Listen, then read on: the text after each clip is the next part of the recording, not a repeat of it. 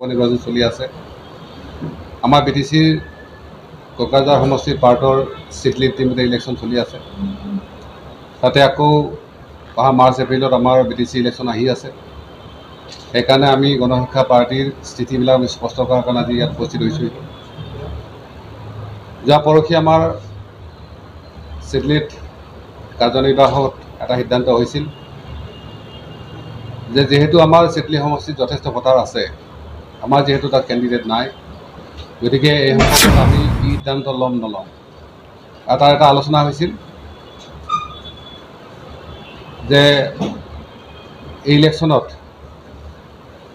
BPFক সমৰ্থন কৰিব পাৰি নেকি, এই সম্পৰ্ক সিদ্ধান্ত হৈছিল। আৰু আমাৰ বাক্সা ডাঙৰ লগত চিৰাঙৰ ডিষ্ট্ৰিক্টৰ সভাপতিৰ পৰা আৰম্ভ কৰি 5জনৰ দায়িত্ব দিয়া হৈছিলে। কিন্তু সেই আলোচনাখিনি সম্পূৰ্ণ নহ'ল। অহাকালি আলোচনা সম্পূৰ্ণ হোৱাৰ কথা আছে BPFৰ লগত। চিটলি সমষ্টিৰ পৰিস্থিতি এতিয়া এনেকুৱা হৈ আছে যে আমাৰ GSP যিখিনি শুভাকাংক্ষী সমৰ্থক, সেইখিনি যিফালে ভোট দিব সেইটো জিকা অংক হৈ আছে। কাৰণ আপোনালোকে নিশ্চয় অৱগত যে যোৱা দুটাকৈ বিগত নিৰ্বাচনত আমি যেতিয়া MP আছিলোঁ, চিটলিত আমিয়ে প্ৰথম আছিলোঁ। 2015ত আমি MLA ইলেকশ্যন খেলিছিলোঁ, তাত প্ৰায় 34,000 ভোট আমি পাইছিলোঁ GSP হিচাপে। 2015ত কাজলগাঁৱত আমাৰ MCL 175টা ভোটৰ কাৰণে হাৰিছিলে। বিগত নিৰ্বাচনত যিহেতু আমি কেণ্ডিডেট হ'ব নোৱাৰিছিলোঁ, আমাৰ কেণ্ডিডেটে প্ৰায় 9,000 ভোট তাত পাইছিলে। আৰু সাধাৰণ অংকত সেই 9,000 ভোটো যদি আমি যাক ছাপৰ্ট দিওঁ তাৰ ফালে যায়, সেইটো পাৰ্টি জিকিব। সেইকাৰণে আজি এই নিৰ্বাচনৰ প্ৰেক্ষাপটত চিটলি সমষ্টি সকলোৰে কাৰণে গুৰুত্বপূৰ্ণ হৈ আছে। এই সম্পৰ্কত সম্পূৰ্ণ সিদ্ধান্ত অহাকালি হ'ব।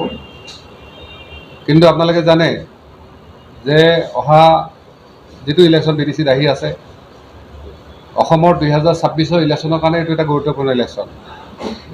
বিগত সময়বিলাকত কেইবাটাও ইলেকশ্যন BTC হোৱাৰে পৰা তাত যিসকলে BTC চৰকাৰ বনাইছে তেওঁলোকে ডিছপুট কিন্তু চৰকাৰৰ সমভাগী হৈছে। আৰু এইবাৰ ডিলিমিটেশ্যনৰ পিছত নতুন MLA যিটো সমষ্টি হৈছে, প্ৰায় 15টা সমষ্টি হৈছে। আগত প্ৰায় 12টাত আমাৰ কিছু অলপ পাৰ্ট আছিলে, কিছু পুল আছিলে। এইবাৰ কিন্তু আকৌ BTCৰ গুৰুত্বটো বেছি বাঢ়িছে। 15 আৰু 20ত আমি প্ৰায় গোটেইকেইটা সমষ্টি ইলেকশ্যনৰ খেলাৰ কাৰণে প্ৰস্তুতি চলাইছিলোঁ। কাৰণ তাত তেতিয়া সেই পৰিৱেশ নাছিল, বেলেগ পাৰ্টি জাতিবিলাকে তাত ইলেকশ্যন খেলিব সাহস কৰা নাছিল। কিন্তু আমাৰ ৰাইজে তাত হাবি জংঘল কাটি এতিয়া ইলেকশ্যন খেলিব পৰা এটা পৰিস্থিতি হৈছে। আজি তাত কংগ্ৰেছৰ পৰা BJPৰ পৰা ৰাষ্ট্ৰীয় পাৰ্টিবিলাকেও ইলেকশ্যন খেলিব পৰা হৈছে, কিন্তু আগত সেই পৰিস্থিতি নাছিল। আৰু আমিও আমাৰ সীমাবদ্ধতাৰ কথা আমি জানো যে BTCত যদি আমি ফুল ফ্লেজ ইলেকশ্যন খেলিব যাওঁ বা তাত যদি এটা সংঘাতৰ পৰ্যায়ে পাওঁ, আকৌ BTCত অশান্তি হোৱাৰ সম্ভাৱনা আছে। সেইকাৰণে পাৰ্টি হিচাপে আমাৰ সিদ্ধান্ত হৈছে যে এইবাৰ ইলেকশ্যনত BTC ইলেকশ্যনৰ আগন্তুক ইলেকশ্যনত আমি যাতে গোটেইখিনি নেলাগে আমাৰ এটা পাৰ্টত আমি খেলোঁ।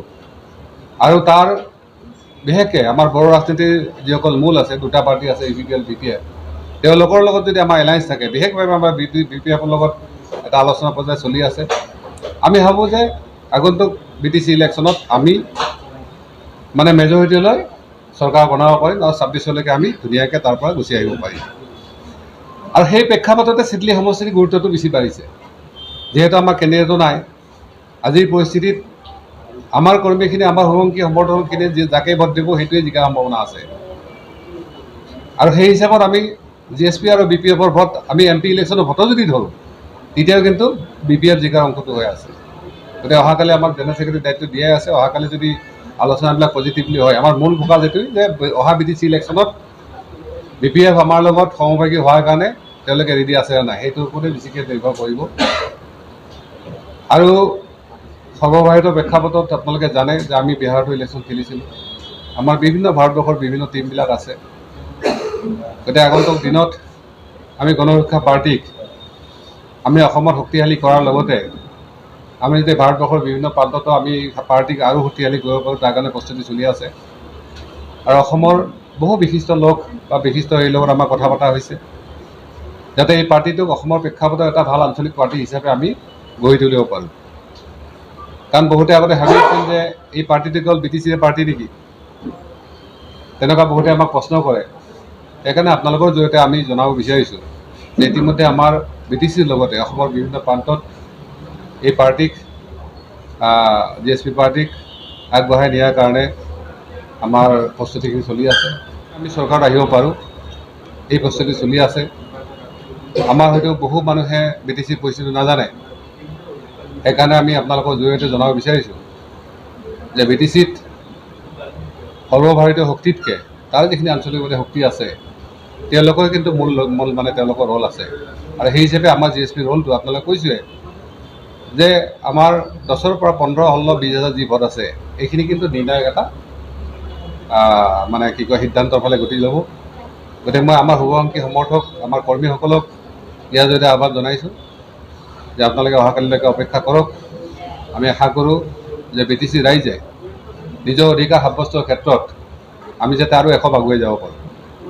চিডলি সমষ্টি উপ নিৰ্বাচনত আমাৰ পাৰ্টীৰ কাৰণে বহুত বেছি গুৰুত্ব নাই যদিও যিহেতু BTCৰ মানুহখিনি বেছিকৈ নিজৰ অধিকাৰ মৰ্যাদাৰ প্ৰশ্নতে আজি তেওঁলোকে আন্দোলন বা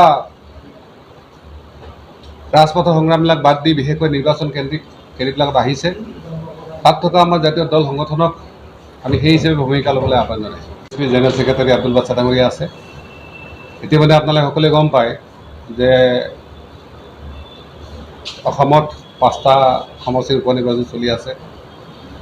আমাৰ BTCৰ কোকৰাঝাৰ সমষ্টিৰ পাৰ্টৰ চিডলিত ইতিমধ্যে ইলেকশ্যন চলি আছে। তাতে আকৌ অহা মাৰ্চ এপ্ৰিলত আমাৰ BTC ইলেকশ্যন আহি আছে। সেইকাৰণে আমি গণশিক্ষা পাৰ্টীৰ স্থিতিবিলাক আমি স্পষ্ট কৰাৰ কাৰণে আজি ইয়াত উপস্থিত হৈছোঁ। যোৱা পৰহি আমাৰ চিডলিত কাৰ্যনিৰ্বাহত এটা সিদ্ধান্ত হৈছিল